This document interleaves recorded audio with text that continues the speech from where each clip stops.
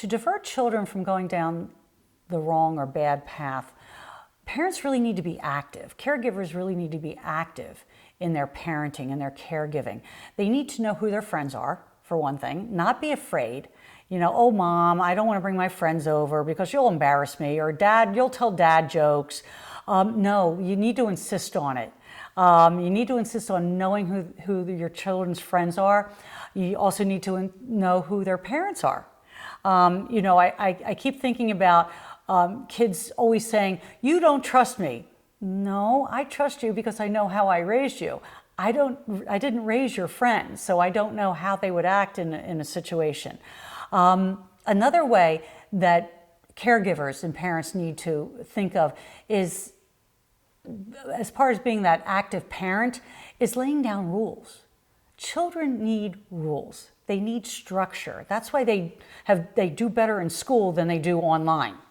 Okay, we've just seen it the last couple of years, and everybody's reacclimating now to being in person because the structure wasn't there.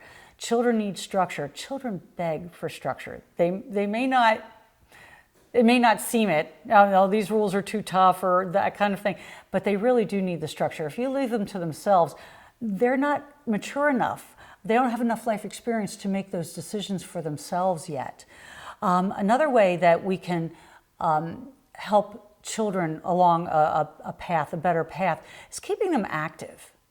You know, getting them off the video games, getting them involved in community things. Volunteerism, that's fine. You know, kids are going to buck about that, kick and scream about that. But even if as long as you're involved in it, they will be okay to be involved in it.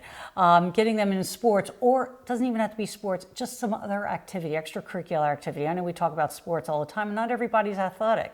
So maybe it's an academic crew. You know, an academic team like debate team or math club or something like that. Just something, or an instrument, something that they could take an interest in other than video gaming or hanging out at the park with their friends, something like that. Just, again, and those things are important to know and to hang with our friends, but it can't be the be all and end all.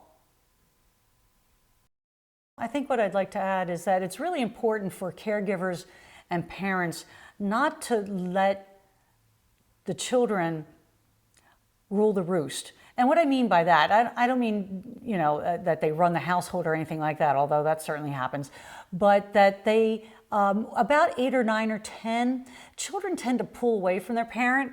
Well, actually, I've heard parents say that as soon as you send them off to school, you begin to lose them. And it's true, you lose your influence over your whole influence, over your child once you send them to daycare or school. Because it used to be, mommy says this and daddy does that. Now it's Susie says this and teacher does that. So you do begin to have, you're not the sole influence on them anymore. But one thing we don't want children to do is to pull away and be totally independent. They need to know that you're there. And that you love them. And children are black and white. They don't know quality time versus quantity time. They know if you spend time with them, you must love them. They know that if you hug and kiss them, you must love them. But around 8, 9, or 10, they're testing their wings. They're trying to be a little bit more independent, which every child needs. But don't allow them to go to bed or leave the house without kissing you goodnight or hugging you goodnight, or when they come home from any place, kissing and hugging them.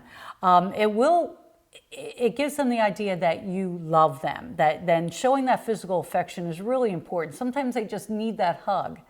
The other thing, it will do well later on when they're teenagers. If you keep insisting, as long as you don't do it in front of their friends, embarrassing them, it acts as like a little detective method.